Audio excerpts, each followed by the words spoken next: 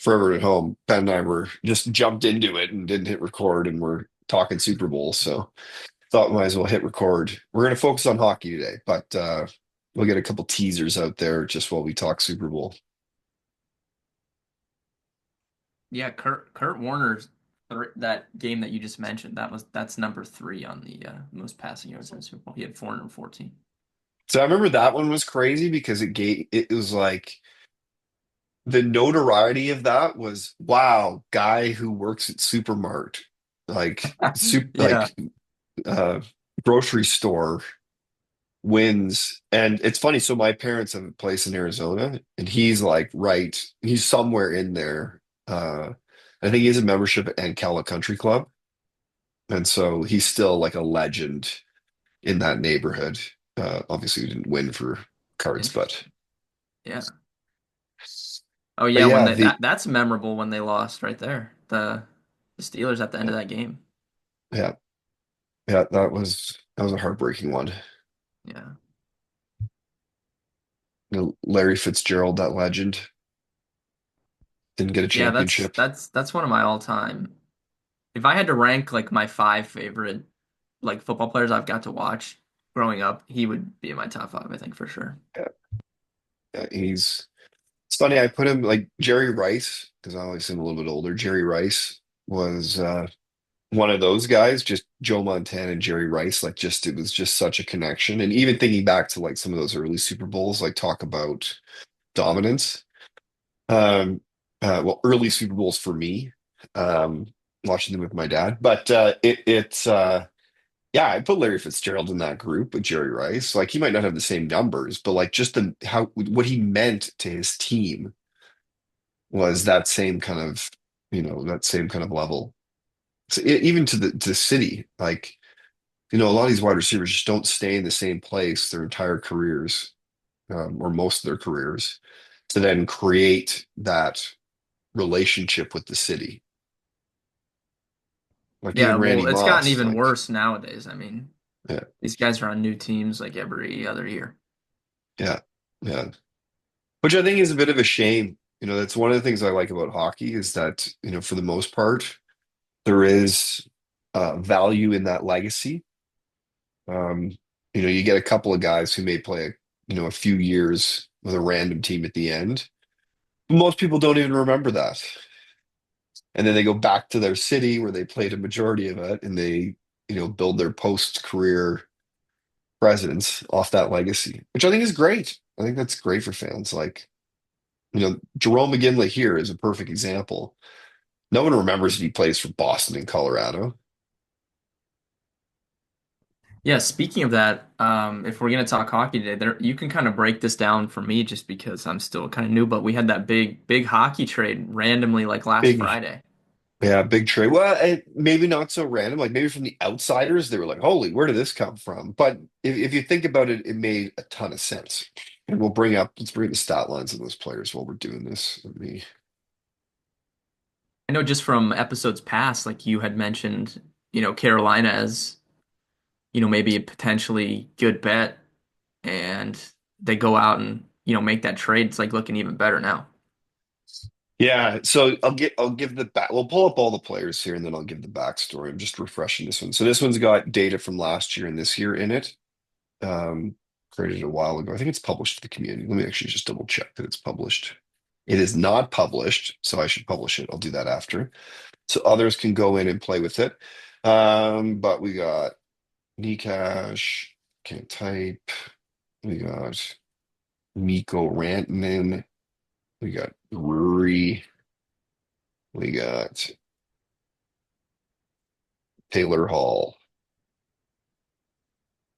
So each of these have their own kind of different view on or different kind of contribution to the trade. So if we look at Miko Rantanen playing for Colorado, he is probably their second or third best player. They got Nate Dogg. He's making 12 something a year. He's the captain. He's the number one player. Then you've got Makar and Miko Rantanen. So you look at it, Right. going to get at least 12 million when he signs. I think he's up next year. And Mikko Rantanen with Leon Draisaitl signing for 14 in Edmonton means that Mikko Rantanen wants 14. And the cap is So supposed to go up another 10 million in a year or two.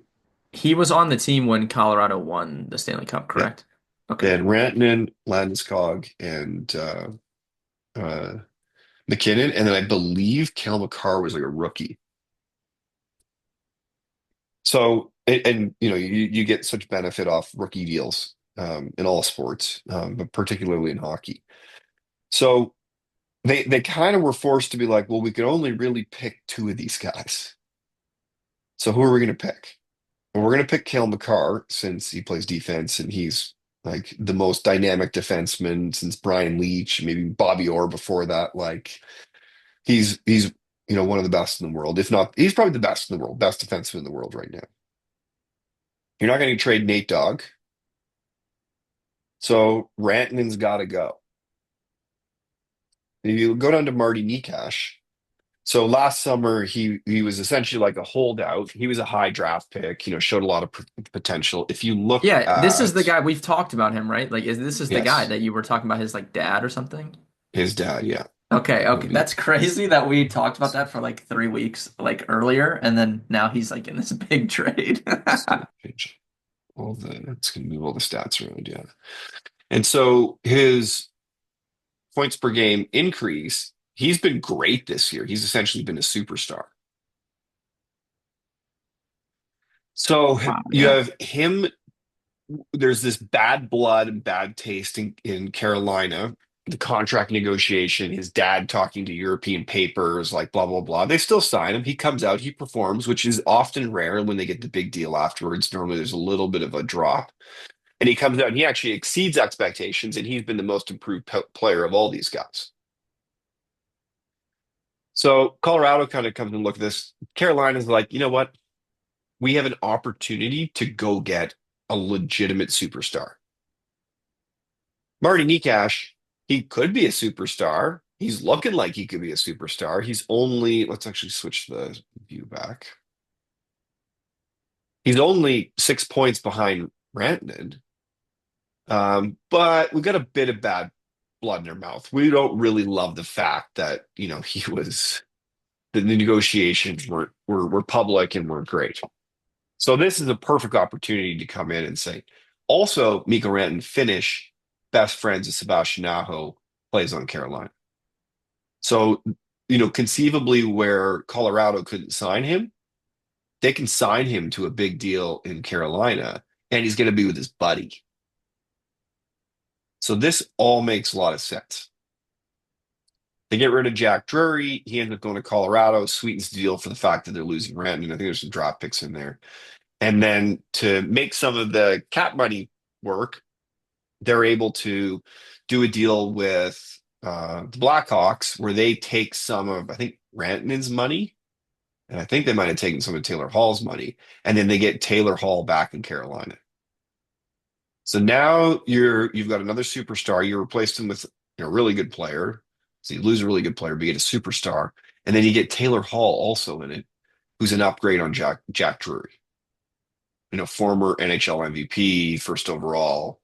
Probably hasn't the career he wanted to have, but still a pretty good hockey player.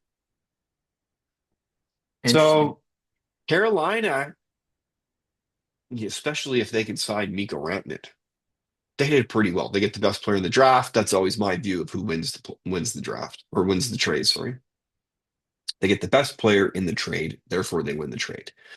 But Colorado, they took a situation where they might lose Rantanen or weren't going to pay him, and now they've kind of parlayed that into Marty Nikash, who could be a really, really good player, like a 1A superstar. And then why did the trade happen now? Well, you want to get as much value as you can if you're Carolina out of Mikko Rantanen, just in case you can't sign him for some reason. So you're going to load up for the Stanley Cup. You want to have him for like half a season or 30 games left. So I think it all makes a lot of sense. I actually think you're going to start seeing more and more of these deals, like the concept of doing a deal at the deadline to load up for the end of the year doesn't really make sense considering that most of the teams know where they stand by US Thanksgiving, Christmas. So I think you're going to start seeing more of these type of big blockbuster deals. Elias Lindholm last year, Calgary to the Canucks, same type of thing happened way earlier than the deadline. Because you get more value, they get more time with the team, they get to settle into the systems, they get to learn the coach. Like there's a whole bunch of benefits. So I could see that this happening more frequently. Yeah. I just thought like from my perspective, like outside, like I saw that on Friday and I was like, oh man, that seems like a pretty big trade. It's not very, I was gonna go bet Carolina like to win the conference like right after that. I didn't end up doing it, but yeah, that might already, I'm sure the odds have went down yeah, significantly. yeah. And some of that might like they were already heavily favored. Hmm. You might not Yeah. find a lot of great value in that one. Yeah. It's not like it's kind of like a middling team that ends up with a superstar, and then it's like, that could be the piece that pushes them over. Like they got better, but they got incrementally better in the short term and potentially a lot better in the long term because they're now going to have a superstar Yeah. along with their other superstar, Sebastian Aho. But for Carolina, like it's interesting because they were always, kind of a moneyball team, would never pay anyone, would use them and then flip them and, had a really good pipeline of talent constantly coming in, which was originally built by Ron Francis, who's now in Seattle. Hmm. Um, but they've done a real like I think that they must be looking at this like, well, we're going to commit to him to 8 years, 14 million, and we're going to have Aho and Rantanen rocking and rolling for the next decade. Interesting. So you're saying so like while for me when I'm looking at this I'm like okay this is great for like this season but you're saying this is good like it's not even like they're making the move just to like go all in to win the season like assuming they sign him to a longer term deal like this is good for multiple seasons to come. It's not like in baseball like if someone makes a deal to try and go win a title this year. I honestly think that they must be thinking that way. And, part of the reason is so if you go down the list, Seth Jarvis, young, Svechnikov, young. They probably won't be able to keep all these guys because they can't pay all of them. Goss spare, he's good, but he's kind of like spare parts. Stahl, old. Roslovic, kind of old. Grinder, it's amazing just how much they spread out the offense in here. Finish, young. Also, that's not good. You need him to have more points. Spent a lot on him. Brent Burns, old. Jason Blake, rookie. Or Jackson Blake. Jason Blake was the dad. So you kind of have a pretty young group. Uh, like I think they must be setting this up for we're gonna have these Finnish guys, kind of as our leaders, their buddies. And you got Seth Jarvis, you got Svechnikov, like you got a pretty good core here. So that's what I'm Yeah. thinking is that they're why would they make this deal otherwise? Because it's a lot to you have Marty Nikash signed at like 8 million for 8 years or whatever the term is. It might not be eight. Oh, okay, you're saying 8 million per year for 8 years. 8 million per year for 8 years. Yeah. Okay. So how much do like how does the salary cap work for hockey? Like the top guys, like how much do they make yearly? You're saying like 13, 14 is what you're saying? Yeah. Yeah. Okay. Like McDavid and it'll go, it's going up fast. Um, Yeah, everything's going up for sure. I'm just yeah. curious though, because it's like that's still so much less than basketball, hockey, or I mean basketball, football, or baseball. Like I'm just curious. Like I know Well, it's I don't smaller, like but it's still like popular. the, and there's some subtleties to it so if you compare to each sport, so baseball is probably the one where you're like, well, that is way larger. Like, you have a franchise with 275 million like annual payroll. Well, the largest in hockey, I think, right now is 90, and then it'll be 100. So there's a big difference, and the team sizes and kind of the type of people that you have, are somewhat similar. So baseball's way bigger. Football's interesting, and if you looked at the overall budget, it would be bigger in football. We have 53 player roster. Don't have guaranteed contracts. You're just dropping people left, right, and center. But the big superstars make a lot of money. They make way more money than the superstars in hockey. So that would kind of make sense because you're able to manage, without guaranteed contracts, you're kind of able to manage things a little more. Everything in the NHL is guaranteed. So like a player gets signed to that, they're going to get paid. And there's buyouts and some other things that can happen, but for the most part, they're going to get paid. And then you look at NBA, you only have 10 players. So they have a larger salary cap again, and guys make a lot of money, but you only have to pay 10 players. Yeah, that's definitely different with the smaller roster. But I You guess know, I, what you're saying is if you're a billionaire watching this podcast, you should buy a hockey team because you're not going to be spending anywhere near as much money as you would it's be if you were getting in one of the other leagues. one, and the other thing about hockey too is you don't necessarily need a superstar. Like it helps, it helps you market the team, but you can win, which leads to revenue without necessarily having a superstar. So, like we talked about Carolina before, Nico Ranton arrived. Like they had, oh, Sebastian Aho's not on this list. I know why. He sometimes gets accidentally joined with the other Sebastian Aho. But they've got Aho on this list too. So they've got Aho's probably right here. So they had one superstar. Now they've got two. But for the most part, Carolina is just a well-constructed team with very few weaknesses. Mhm. Whereas you look at our friends, the Edmonton Oilers, this is the opposite, where it's like you have arguably the two best players in the world. And then you got Yeah. some good players, and then it drops off real quick to a bunch of old guys who used to be good in spare parts.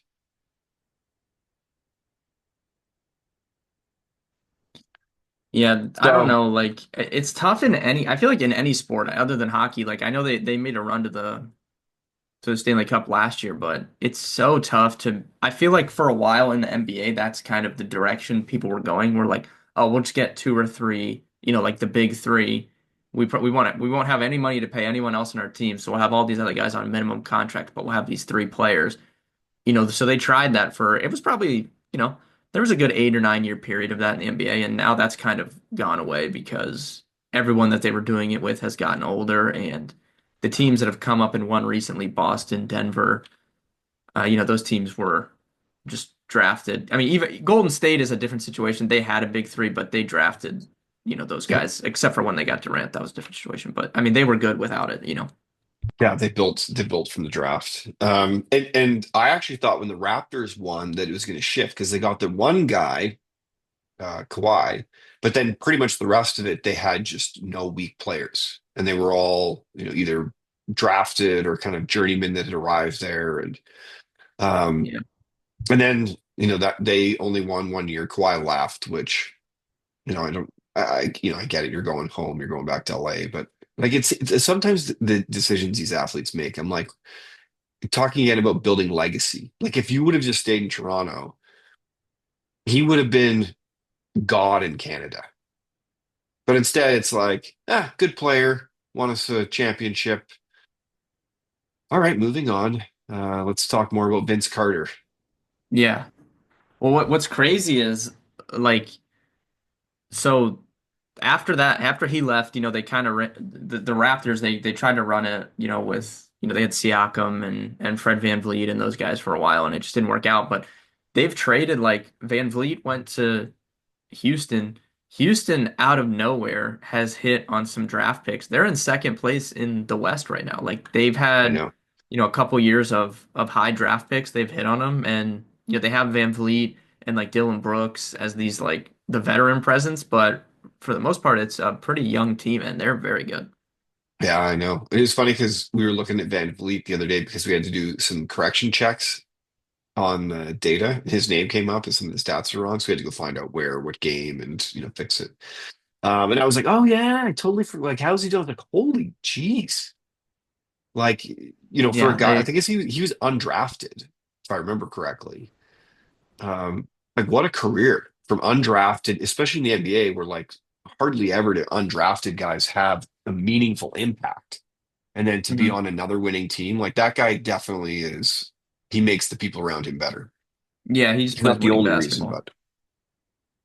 but um uh but back to hockey, like there's two, if you're a billionaire owner at home, you can have these guys, or you can have another team, and both of them are models for potentially winning. Like we talked about Dallas. Dallas has some superstars. Speaking of that, my futures parlays are all alive. So I am now have to become a Dallas Stars fan because that's like the next leg. So I have to hitch my wagon to the Dallas Stars, I guess now. Yep. But again, you look at Matt Duchene, leading scorer. Like he's a journey. Like he's not a journeyman. He's a high draft, but he might have been first overall.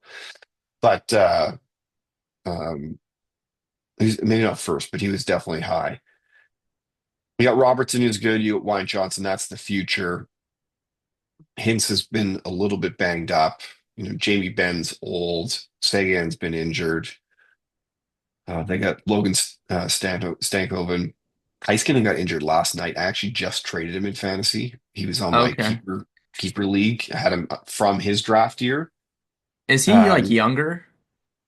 he's Not not anymore. yeah, I not thought I like anymore. used to hear about him as like a up and comer, but I don't know if it ever like panned out really. He is a he's a 99, so he's turning 26 this year. He's 25. So Okay. defensemen really hit their prime around 27. So Okay. he's probably just ending it, but he's not young. He's not young anymore. And he's an old guy. Um, but again, like no real notable superstar. They got a good goalie, they got good defense, they got guys who can score, but it's not Leon Draisaitl and Connor McDavid. So it's What interesting. chance like how would you rank them in the West like to get to the Stanley Cup final? But they're right up there. Like if you look at the teams, like let's just compare the rosters of each of the teams. Let's go Edmonton, Las Vegas, or Vegas. Let's add one more. Who else would be? So I can forget somebody. We'll go with the Kings. These are probably the top four teams with a chance, and I might be forgetting somebody. Um, and you kind of look at the smattering of players. Um, I guess the Kings are another example of a team, but I see these two guys as superstars. They're just not scoring at the same pace. So maybe they're another workman-like team. Um, So do you think it's interesting that like so we were just talking about Edmonton and stuff. So they still have like overwhelming odds to win, you know, the the others do? West. Yeah, they're still like big favorites in the West. They're still, basically even with Carolina to win the cup, like the Stanley Cup. So there has to be if you don't like agree with that, I'm not saying you don't agree with it, but I'm asking if you don't like there you have to think that there's good value on these some of these Western Conference teams if I think so. they're like 2-1 to win the West. Like you can get really good odds on basically anybody else. Yeah, I would for sure. Like Like the thing, where would you rank the Jets among this? actually, they should have been on there too. And the Caps, you can put them on that list. I actually saw the Caps play last night against the Flames. The Caps are the team that's crazy Hmm. because like there's no reason they should be good. They have a bunch of failed players at other places that have come together and all found success. They're like the misfits, like the Vegas Golden Knights when they first came into the league. But I think Winnipeg is really good. Winnipeg's got a really good goalie and they're really big. And you look, they got Scheifele, centerman, right up there scoring with all these other guys. So they've got a good chance. Gabe Vilardi, who they traded Pierre-Luc Dubois to Los Angeles. Pierre-Luc Dubois ended up in Washington. He's going to be on this list somewhere. She's, yeah, that's a lot better than last year, just under a point per game. So the Jets, I think, are good. I think the Caps are surprisingly good. Um, Like the Jets Florida are could win eight to again. one. The Jets are 8 to 1 to win the West. I Like think that that's a feels good. good value. Like Dallas is Yeah. second. They're 4 to 1. What's the Capitals? Uh, 8 to 1. I would definitely like, other than the fact that you have to have your money sitting on a bet for Yeah. months. Yeah. Those are some pretty good odds considering like these 8 teams that I just mentioned, they're all legitimate contenders. Like one of these 8 teams is going to win the Stanley Cup. I'm interested. So, okay, where would you, how would you analyze Colorado considering they just made that trade, right? Like that would seemingly from the out again, I'm outside, but that would hinder their chances, right, to win the West, this trade that they just made. The I think they still have a good chance. The problem with Colorado, because they still have McCarr and McKinnon and a bunch of other good. The problem with Colorado, I don't have this. Uh, I can do it really quickly. I can do this quickly. Let's do this. I'll show people how fast you can. Is their goaltending, Okay. Well, what's interesting about it is like they have better odds than the Jets or the Kings. and And I it's think like that's because probably just name value, I guess. I don't know. But I mean, I guess like it goes off of like the probability, so I don't know. Maybe I'm underrating them. what the hell it says. The problem is their goaltending. So if we just go by saves, Mackenzie Blackwood is their best goaltender, and then they've got Scott Wedgwood. They completely revamped their goaltending in the middle of the season, and both of these guys are like journeymen who just never made it, never been a starter, etc. And they had uh, Georgiev, who used to be and that was the guy that they were hanging their hat on. He was absolutely terrible this year. And so in the NHL, it's kind of like if you don't have a quarterback, if you don't have a starting pitcher, there's kind of Yeah. ways that you can kind of work around it, but Well, I kind feel of like in the flawed. playoffs, like you just you have to have the hot goalie. You could just ride him. Like you don't even have to have that. Like you could have a worse team, but if your goalie's on fire, like you could just ride him through the playoffs. I feel like we've seen that. Exactly. Carey Price in Montreal took them all the way to Yeah. the Stanley Cup and lost, but that was Carey Price. That's happened so many times. Curtis Joseph, like there's a whole bunch of different eras. Dwayne Rollison, when he was old, he did it as well. So you like theoretically, these guys, because goalies mature later, they could figure it out and they could be, but I wouldn't bet on that. Like he's made 944 saves this year. Like we can quickly figure out what the save percentage is. Oops, wrong. I'll just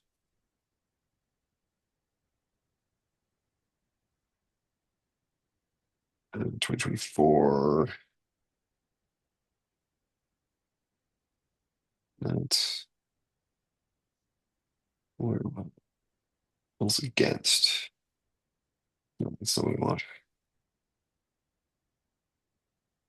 Shots on goal, is that stat? Could be.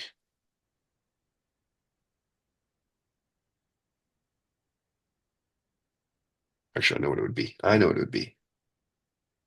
It would be goals. Where it's against. Actually, be shot attempt minus this one. So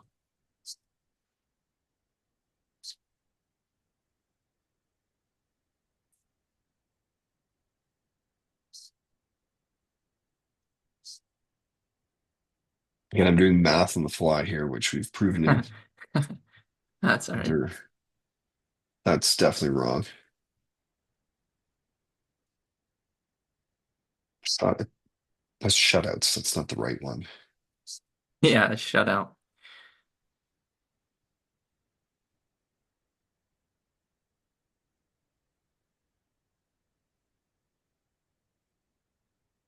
So didn't Florida has do they still have Bobrovsky, right? Is that their goalie? I got Or Bobrovsky. Yeah. okay, so but wasn't he in like Columbus has only ever won like one playoff series. I'm pretty sure wasn't he their goalie when that happened? I like maybe I'm misremembering, but No, you're probably right. Yeah, because he had, I think he won a because Vezina I when he feel was like in well Columbus is like never good, but like that's what I'm saying. Like they had one goalie that was just like he was unbelievable, and they just actually went and Yep, won a they playoff rode series. him. Yeah. They had a good team. Like they had good defense. I think Tortorella was the coach at the time. Yeah, so well, yeah, yep, There's math yeah, better. that So looks better. 913 isn't bad for Mackenzie Blackwood. This is below average. Anything below 900 is not good. Hmm. So this is probably an improvement. Like if we compare him to Gorgiev, Wedgwood, Blackwood, Gorgiev, and then who's the other guy who's like you so I can't remember his name. So we look at save percentage. Yeah, okay. Blackwood could be the guy. I think he was in New Where Jersey does that like before 913 ranked versus like actual good like the the rest top of the goalies? goalies. Yeah. So, and let's put Yeah, you probably need games like a played. game minimum, I guess.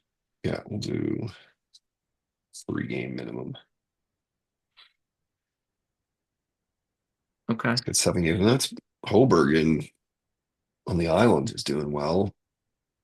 Uh, Stolars has had a good season. He's the top save percentage right now. Hellebuck is obviously a superstar. He's also an example of why Winnipeg is so good, is they Yeah, have such good goaltending. that's what I was gonna ask about, yeah. Logan Thompson played great last night. He's a Calgary kid.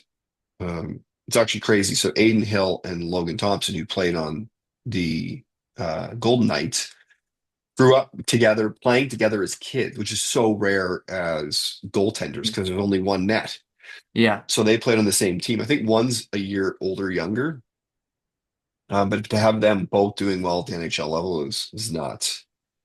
Um, uh, so you got Carolina. They're finally getting some good goaltending from Freddie Anderson. If he can stay healthy, that'll be critical. That's always been an issue they've had in the playoffs. Kemper's won a cup in Colorado. This is Calgary's rookie goaltender. He could be Yeah, I was a gonna ask wagon. the name stuck out, so I thought he was supposed to be good. Yeah, he could be really good. Like it's funny because in Calgary they're like, oh well, the Flames, might make the playoffs this year, and it's a disappointment because they're not going to get the superstar, so it's just going to hamper their retool or rebuild. They have the superstar. He's the goalie. Hmm. Interesting. He's not a player. He's the goalie. Which, when we had Kiprusoff previously, it hit a lot of the weaknesses that structurally around the team. So they still need to find guys that can score, but they have a superstar. I'm quite confident now after a season and a half of him playing in the NHL that he's going to be legit. He's part of the reason why they have a chance of making the playoffs. So Blackwood is pretty far down the list on save percentage. Yeah, so that's good to like see relative to other guys. Not like he's still And let's pretty go, far let's down go there. up, let's do 14 games. That's crazy that the Jets goalie like 40 like far and away most games and still is that high up. Yeah, just plays every. But the criticism there is that will he um, have enough juice left in the playoffs? Because they kind of run this Mhm. playbook before where they get to the playoffs and he's tired and then isn't the world-class goalie. Because it's a lot of hockey by the end of the year. Like, Yeah. especially in the playoffs, you're playing every second night for 2 months. So yeah, they've got well, Minnesota's not a bad team. Same goal, same percentage as Minnesota. So maybe they've got more of a chance. Maybe I'm discounting them too much.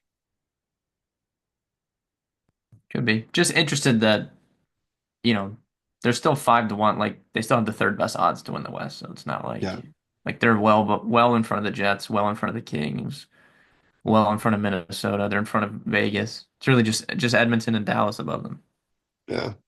To be honest, I think on those sometimes where the money falls is where you have historical success. Like historically, people see your team as good. Like the Penguins, in my opinion, are always greater favorites to make the playoffs win than they should be, considering like Mhm. if you look at their team now, they're not very good. They have one superstar left and a bunch of old guys. So how do you like go about fixing that? Like you just have to not be good and get draft picks, I guess. I'm actually just going to quickly save this one while we're talking, just so I've got a goalie one for the future. Yeah, perfect. Okay, I'm just going to save this.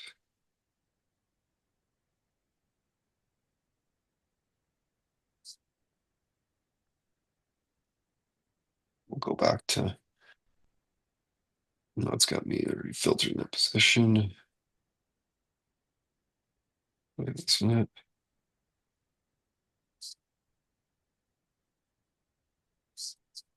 Sometimes it leaves those filters in place. Who were we just talking about again? The Penguins, like All right. if they're not good, like what do they do to like do they just have to suck and like get a high pick and then like Ignore I don't this know what they do. Aho. He's getting matched in the wrong team. You've got to fix that.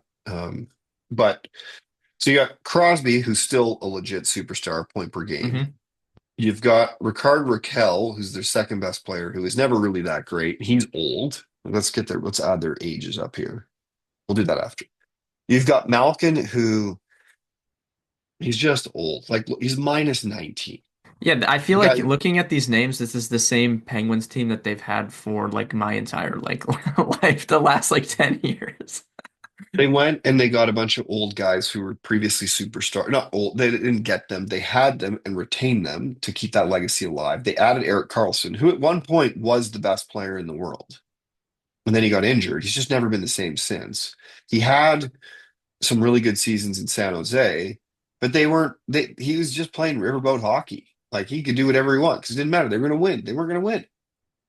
So he's not terrible, but like, how much is he getting paid? 12 million? For 10 million? I don't know. Like, definitely not 10 million worth because he's old. Chris Letang, great, old.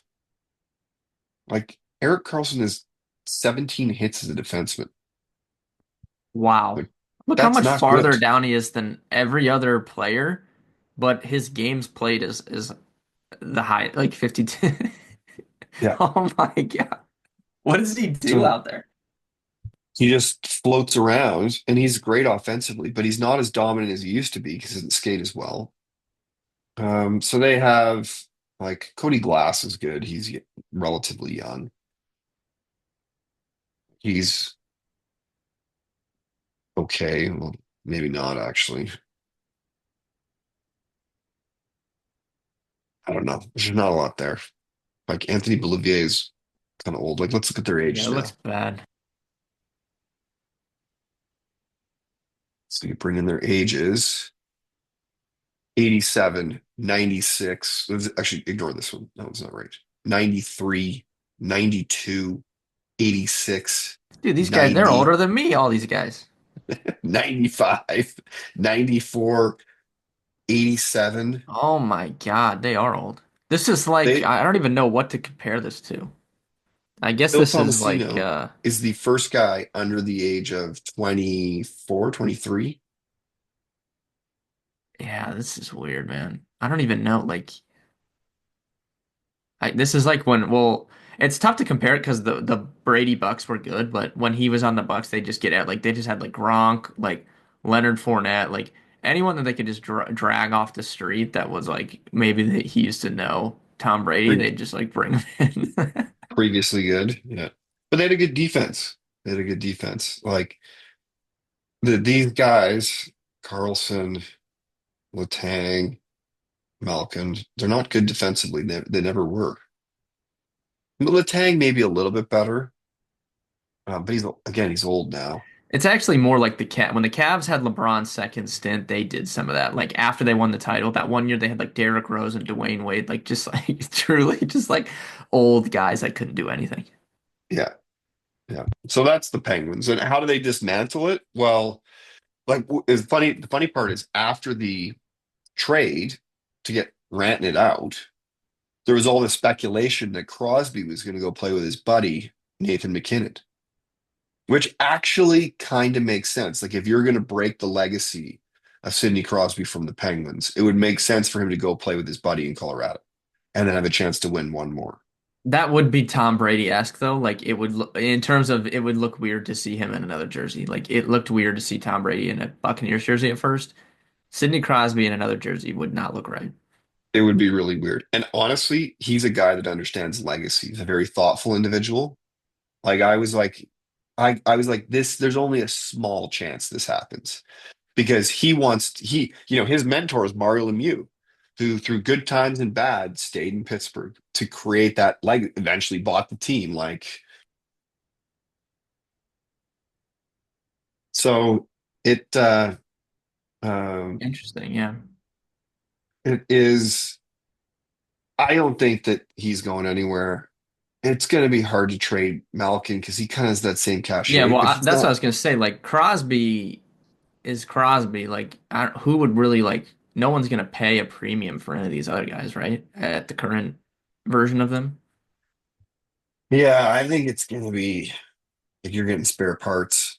They committed to Tristan Jari for 5 years as their goaltender, and they sent him down to the AHL.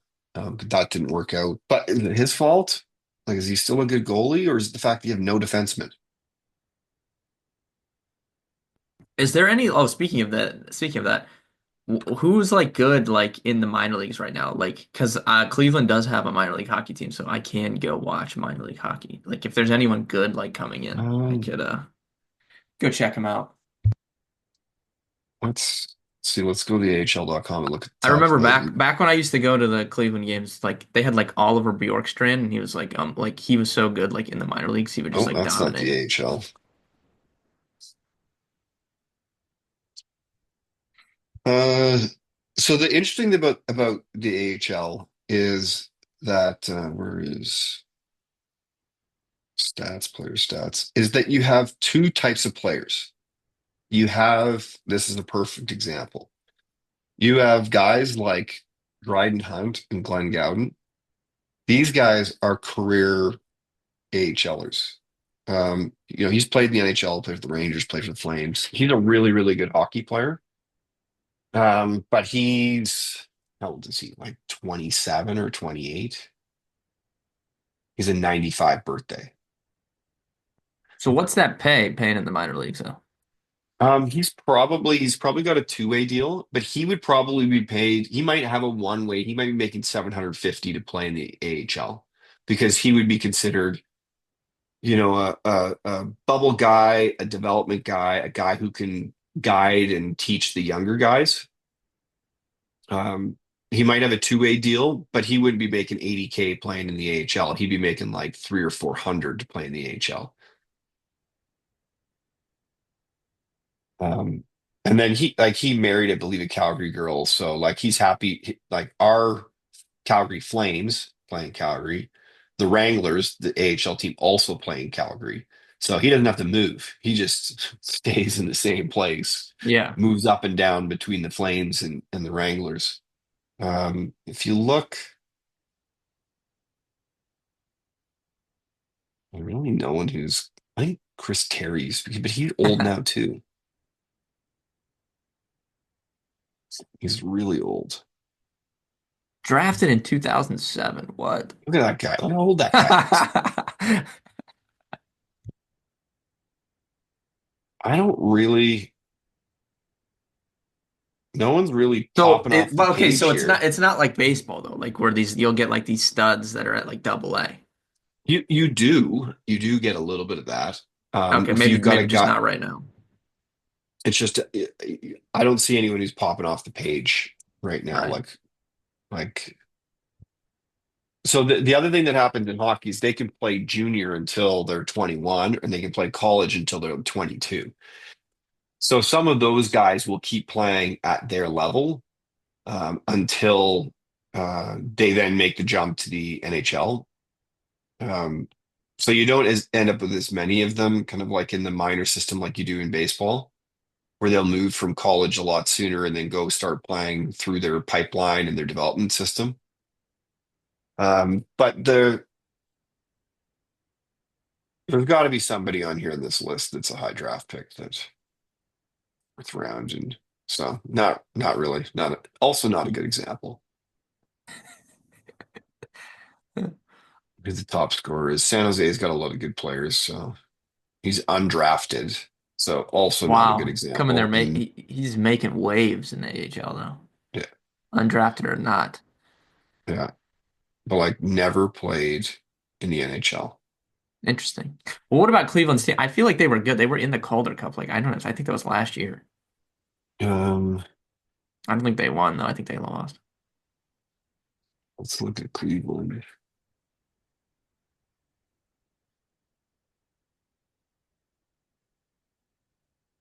I'm writing these names. It's actually crazy. So he's playing up now.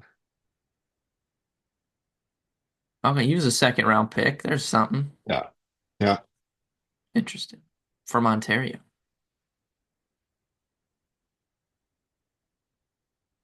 Like the one team that I know, like the Flames have, so this guy, Sam Honzik, where is he? He's not scoring very well. It's not good. Like this guy's a high Wow, draft. It kind of he's shows you down how the hard list. when you're young, how hard it Mhm. is. Even like he started in the NHL. It just shows you how competitive it is. It's like all sports, but how hard it is to make it. This guy's 19 or 20, maybe 20, and he's a high draft pick. This guy is he plays defense, but he's also a high prospect, and he's way down the list.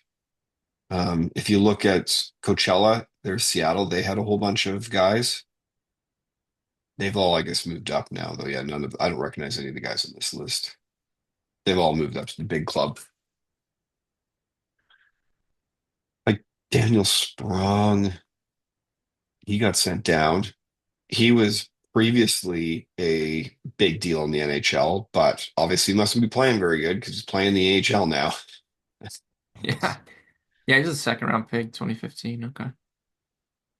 He played in the NHL for a Interesting. long time. So, yeah, I don't know. Like our team's pretty good. Our team also has a really good goalie, but I don't know how frequently we would play Cleveland because in the AHL they keep the Yeah, I don't know how travel schedule so tight. I don't know how the schedule works there. I have like so many minor league teams near me. Like I have double A baseball near me. I have triple A baseball kind of near me. Minor league baseball near me. Or minor league hockey near me. It's pretty crazy. And I have Yeah. G League. Cleveland has Oh, a G really? League team. Yeah, Cleveland Crazy. has a G League team that's near me too. That is nuts. I love minor league sports. Like it is, I do too. especially I used to love to baseball. go to Oh, baseball. Yeah, I saw like Lindor at Double A. Jose Ramirez saw a bunch when he was in Double A. who did I see? I saw it in Charleston not that long ago. Who did I see? There was somebody that it was like I didn't even know he played on the team. Then I showed up and I was like, "Wow, what's this guy doing here?" Because I think they're double A. They're not, or maybe they're A. So I don't think they're triple A. And but the player was young. I'm trying to remember who the name was, but a high profile individual, and so he was playing there. Yeah, I it's can't almost remember who it was. better. It's better to go to Double A because now like it's so common. Guys just go like they'll just call you up straight from Double A. Like Triple A is almost like the guys that flip back, like the pitchers that are flipping back and forth, and like Yeah. But, you know, It's maybe like the you get a AHL. It's all these situation, old but guys. It's yeah, all yeah, these old exactly. guys. Yeah, you're better off to go to a double A game and you might see someone. Yeah. Yeah, but it's just, it's so much more intimate. You get so much closer to the action. Um, Same great food. Yeah. That's pretty good. Cool. Well, we didn't really get into helping me manage my fantasy teams today, but We I can think we we can do it next week. We'll do this little Super Bowl talk, and then we can look at the yeah. teams. But I think this was good too, like for the viewers at home. Like you see the power and flexibility of looking at the data through SportWise. So Yeah. hopefully it was a good example of how you can use the tool. Alrighty. Well, we will tune in next week, Super Bowl. We'll we'll come we'll review our favorite moments. Yeah, it should be fun. All right, everybody. Have a great day.